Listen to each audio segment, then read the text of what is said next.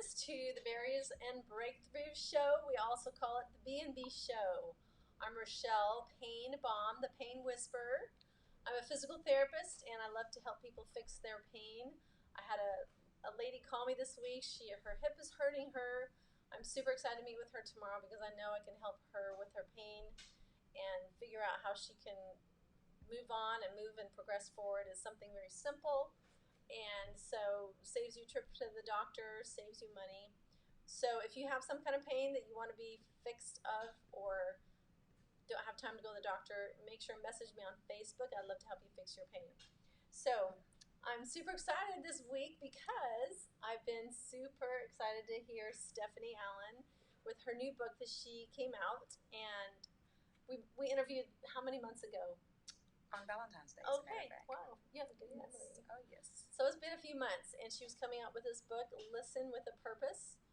I put a little bit of Facebook ads about that, and I love this. I didn't read the whole thing, I'll be honest, but I couldn't put it down whatever I was starting to read. I've read halfway, and I'm going to finish it because I was so enthralled with what's in there. It's already helping.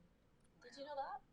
I already know what I'm going to do. I'm going to do two things because I've been reading this that's going to help me overcome some heartache. So tell me why you wrote this, and then I'm going to kind of go through a few of these chapters in here because I think y'all should read this book. So it's 7 steps to getting over losing a loved one. So tell us a little bit about this and why you wrote it. I wrote the book because it was very therapeutic. I never got to say goodbye to my spouse. March the 31st, 2003, we arrived home, and within a few minutes of us arriving home, he collapsed and had a massive heart attack. And my 14-year-old son found him collapsed in the bedroom, and my aunt dialed 911, and they took him to the hospital, and it was like everything just happened so suddenly. I never got to say goodbye, and you go through the steps of grieving, and it's really one of the most traumatic events that will ever happen in life. And so my children were 14 and 10 when it happened, and it was just so, they never really saw me grieve because you have to be so strong for the children, but you also have to grieve yourself and get professional counseling. And so now that my children are reading the book, my son says, Mom, he says, I don't even read. And when he read the book, now he sees that I was actually hurting as much as they were hurting as children, but they just never saw me hurt because I would always hide it by, putting them to bed and then actually getting my pillow and falling asleep in the closet, crying myself to sleep, really. Yes. Well, I remember when you said you're writing the book that you said counseling really helped. Yes. And so, let's go through a little bit of the chapters in here. Did you put up the picture of Listen with a Purpose? So everybody can see that better. Listen with a Purpose. I really liked some of these chapters because if you can I'll just briefly say what some of these chapters are because I think it will help people understand about why they should read this book. So chapter 1 is about I never got to say goodbye, just like you said. I think a lot of people dread that. Like how often, sometimes I realize, I should say sorry to somebody because what happens, you never know, they might get killed on the way home and you would feel suffering for that all your life if you didn't get to say goodbye. So you explain a little bit about what that felt like, right? Yes, never getting to say goodbye. I mean, when you have a sudden death, like an accident or something, or even if someone is ill, you're just never prepared for it. I mean, it just happened, and it's like, I'm always so thankful and grateful that I do say I love you every day to my spouse, to my children, and so you never have that regret of saying, look, at least they knew that you loved them because you told them that you loved them, and so. But I just really didn't get to say, goodbye. Yeah.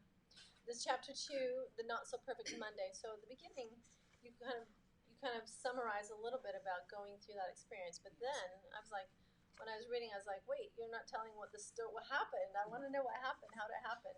But chapter 2, you said the not so perfect Monday, and describes exactly details about everything. Chapter 3, how to overcome your heartache.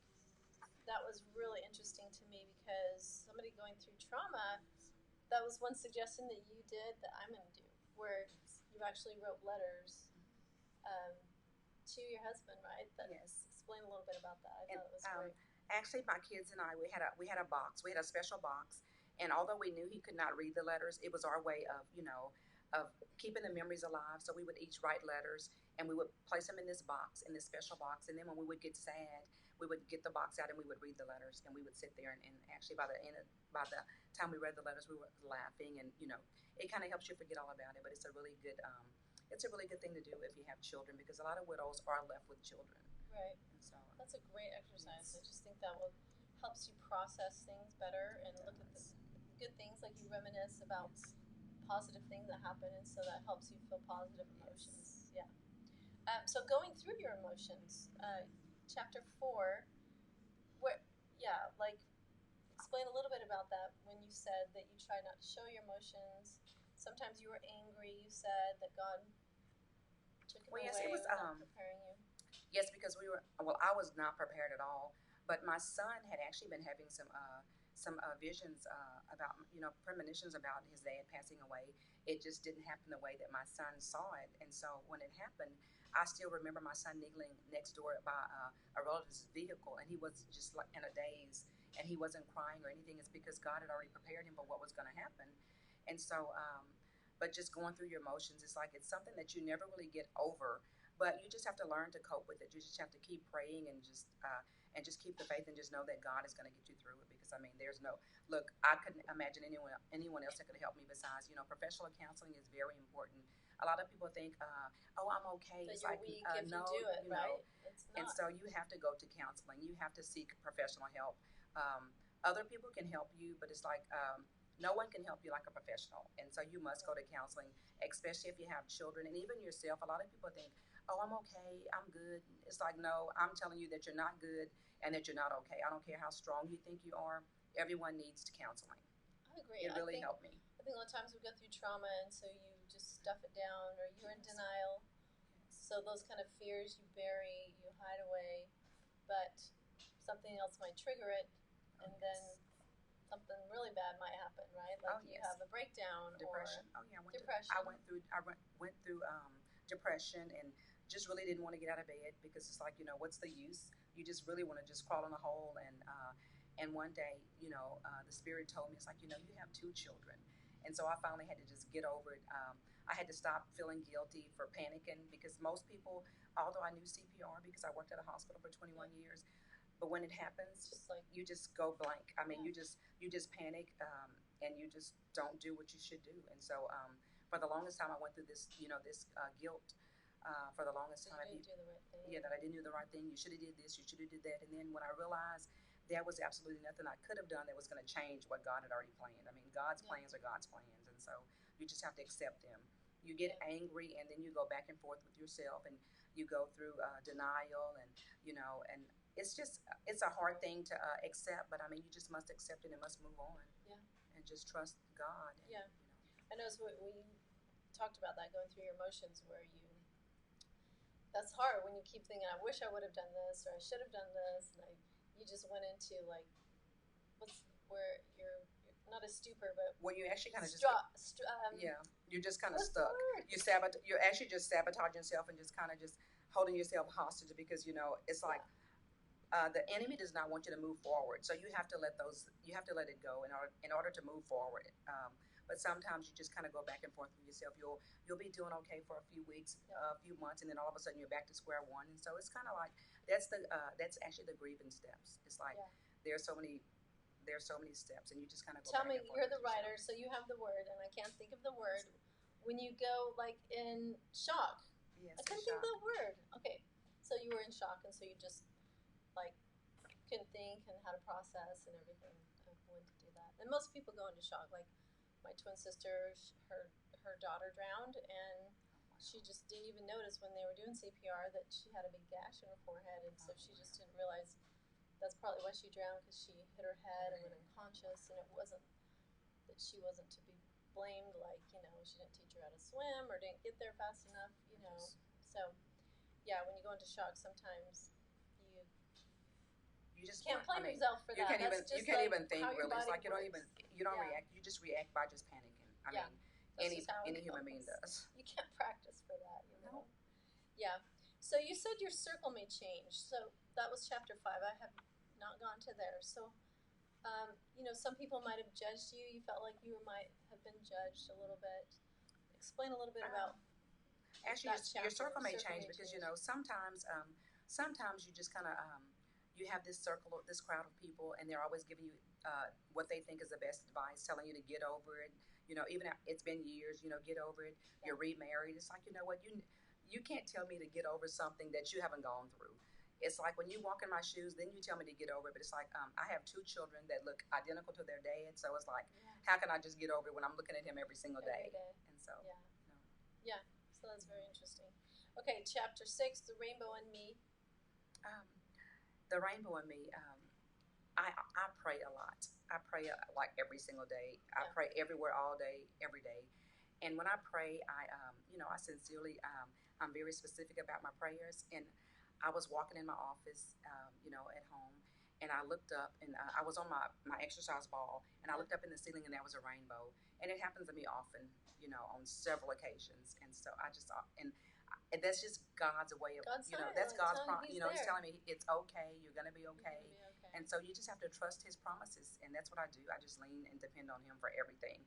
I don't do anything without asking his permission or asking his, what do you think? It's like, I don't ask anyone else because, look, no one is going to give me the answer like he's going to give me the answer. So that's what that means. It seems like, you've had challenges and barriers, like we say, and the breakthroughs, obviously prayer and really having that relationship to God. Some people become completely cynical, atheist, they become so hurt that they turn away from the very person that can help them. It's so true because a lot of people react to death in different ways, and they grieve different ways. But a lot of people actually turn away from the church, turn away from God, and they just go into their own little world. But it's like I could not imagine not depending on God, because it's like I have often heard that God doesn't make mistakes, and I really feel that way because it's like, and sometimes we may think that God has taken the only thing that we had.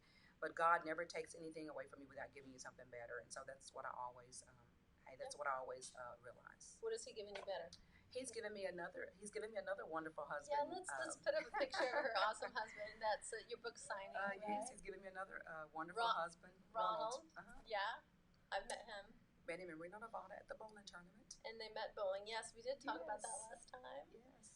That's so fun that you have that fun thing in common. Is he up there? Yeah, awesome. Yes. So that's super great. And there's a chapter that talks about the divine, God's divine intervention, because that's how we met.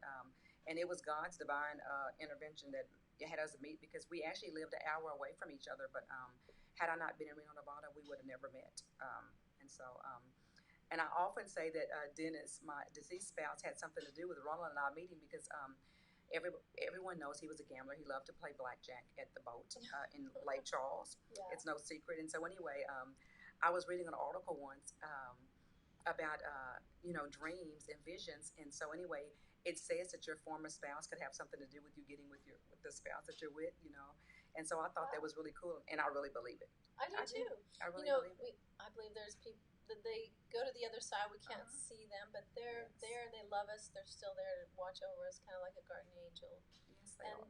That they can maybe do more than we think, helping us be in the right place at the right time, be the right people, help your children. I really believe God puts our loved ones still there around us, even though we can't see them. It's so true, but he really did. Ronald is a great husband, great spouse. He's actually. My kids love him, and he's treated them like they were his, as if he was their, father. And so it makes life better. I'm glad you put something about him in the book. That's really yes, I had to. Yeah, because when I was writing the book, it's like I spent many countless hours, up late at night. And so anyway, I was thinking, he never complains. He's so easygoing. Sometimes I want him to say, hey, stop doing it. But he never complains. He's just laid back. Awesome. He's a laid back guy. So, I mean, I couldn't write the book without, saying, without his support, because he's been a great support. My parents, my siblings, everybody's been a great support system. What did your parents think of the book? We have a picture of them too. Your book signing.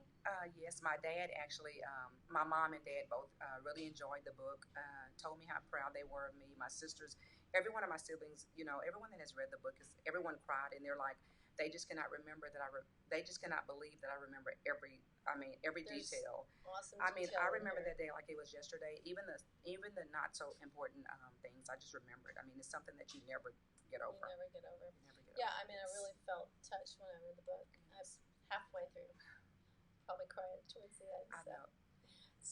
Okay, one more picture. We have your kids on here. I want to make sure and Yes. show them. They're there. So it's Raven and Christopher. Christopher. Chris and Raven, you said. So they've read the book, obviously. What did they think about? They really enjoyed the book, and Did they say, wait, they I want you to say this or not? But actually they no, they didn't say they wanted me to say anything. They actually they were able to see actually how I felt because I'm sure they probably often wondered, why doesn't she cry or why doesn't she do this or because but Raven is the strongest of the three of us. I can tell you. After shortly after their dad passed away, and we would go visit the gravesite. Christopher and I would just crumble, and Raven here was the baby, and she would just be patting both of us on the back, saying, "Mom, don't cry, brother, don't cry." And I'm thinking, "Oh my God, I should be ashamed." Here I am, the mother, and I'm crumbling, but my daughter, but she's always been a strong person. That's awesome. She's a very strong person. That's what I love about my children. Actually, I learned so much from my children. Like sometimes they're stronger than I am in a lot of ways. I know. So yes. It's really awesome. That's so great. Okay, so there's one more person in there. You had a great mentor. Oh, yes. Talk about her a little bit and how she helped you publish this. So. She is awesome. Taria Vision Avant. She is the CEO of Show Your Success. Oh, and we actually have a conference coming up September the 27th through the 29th. And so actually I will send out information about that on Facebook. I'll go. I'd love to go. I'd love to meet her. You need to meet her. Great. As a matter of fact, I have a story about her. I took my son to swimming lessons, and a young lady came up to me. She heard me talking. She says, "There's a lady that you really should follow on Instagram." And she says, "You sound just like her in your whole demeanor." And so anyway, she pulls up her picture and shows me. And so I pull out my phone and I show her, and she goes, "Oh my God, you know her." And she was just amazed. She goes, "Oh my goodness." But she doesn't even know her. Yes. She says, "You're just alike." She says, when I saw your hair, I thought you were her. And when I turned around, she goes, "I realized it wasn't her." But that was such a compliment to me. That was such a compliment. Sure. But yes, Taria Vision Avant, she actually will help you publish your book she will help you write your book from start to finish. I never had to write one word on paper. Yeah. She is a person that you want to know. That's a great idea. Okay. Yes. I'm gonna talk to her. That's okay. I'm gonna talk to her. We've got a great visitor, so yeah, it's okay. He's so cute. So your grandson's with you. That's why she's such a great mom and grandma. So yeah, but, no worries. So we should bring him on so he can say hello. Brayden, come say hi for a second. So come here. I have been wanting to write a book, so I'm going to look her up and I'm going to come to the conference because I want you to. Yeah. Taria, how do you spell that? Taurea. Okay. Vision Avant. AVANT. That's an amazing name. And she is on Facebook. Okay, I'm gonna look her up. Say hello, Brayden. Come say hello. Just don't be shy. No, just peeking right here. Just peeking on the camera. Say hi. Hi. You're on the Barriers and Breakthroughs show. Wow. B&B show. How old are you? 5. 5? Oh my goodness.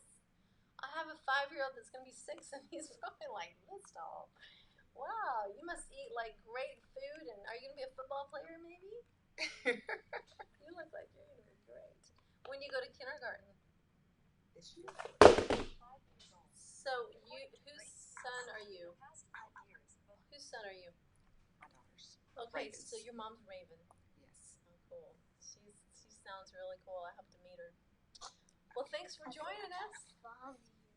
You said you're 5 years old? Yes. Okay. Yeah. Okay. Thanks for joining us. Say goodbye, everybody. Say bye.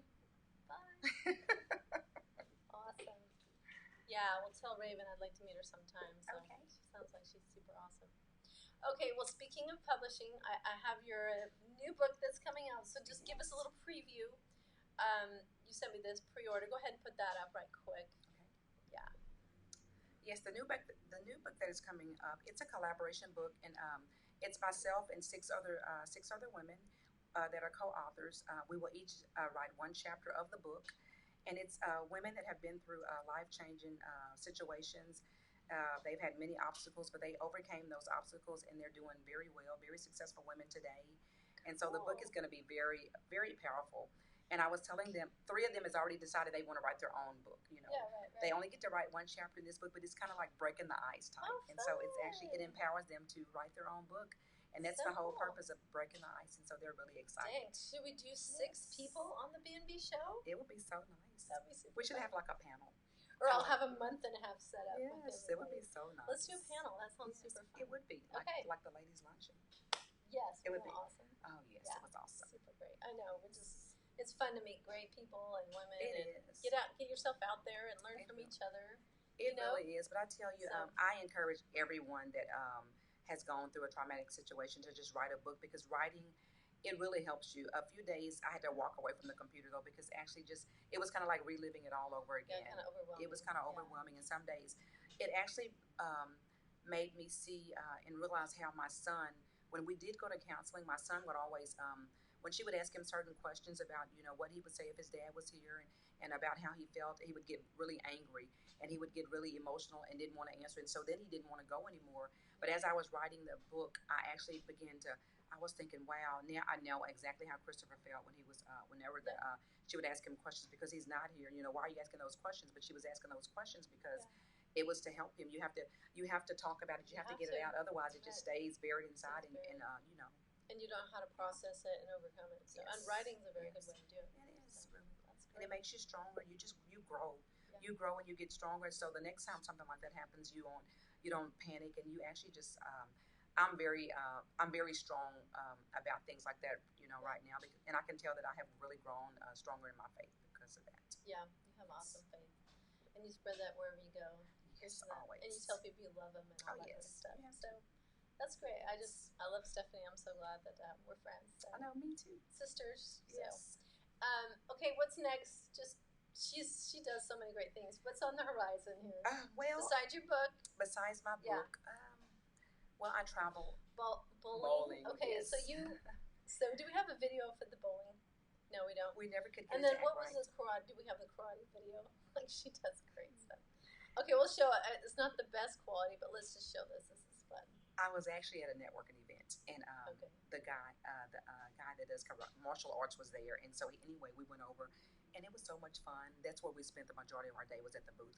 I think my grandson broke like every board he had, and but it was so much fun. Awesome. Okay, did we show you? We're going right now. Woo! It worked. It worked. Woo! That was awesome. You gonna like break a bone, like your wrist? No, bone? you have to do it just right. I mean, Just right. he teaches you how to stand, and you just stand. And it was so cool. So everywhere you go, you send somebody at church who's like, they came up to me at church and they went, and I just laughed. And then I went to bowling, and the bowling, one of the workers there, she came up to me, and every time they see me, they come up to me like. Yeah, I love it. But it was really awesome. cool. Yeah, yes. you're not afraid to try new things. No, I love that. It's fun. So, okay, so you're going to win a bowling tournament coming up, and you won one in Reno. I actually won some prize funds. You actually win prize money, and they mail it to you in the mail. So anyway, I actually have a check coming in the mail again. Sweet. Every tournament I go to, I usually do. I do well. Okay. Well, we're have to go bowling. That's what's on the next. So you can teach me some tricks. It would be so much fun. What's your favorite bowling place around here? We bowl in Baytown at Max Bowl, but there's one here in Pasadena that we bowl at also. So we could go to the one in Pasadena off of the Beltway. Kind of close. Okay, let's do it. All right. Well, so thanks so much for joining us, and I'm going to be one of the first 20 pre-orders on the new book together. And I really encourage you to read this book, order this book. How do they order the book? StephanieAllan.org, and go to projects and books, and order the book, and I will autograph it and send it to you in the mail. Sweet. And I love doing it that way because I know a lot of people have Amazon, but I love doing it that way because to me it's more personable because I get to autograph it before I mail it out. So I really love doing it myself, really. Yeah, I love that too. You wrote a nice thing to me. I really appreciate that. You're welcome. That means a lot. It's also on the book patch, thebookpatch.com.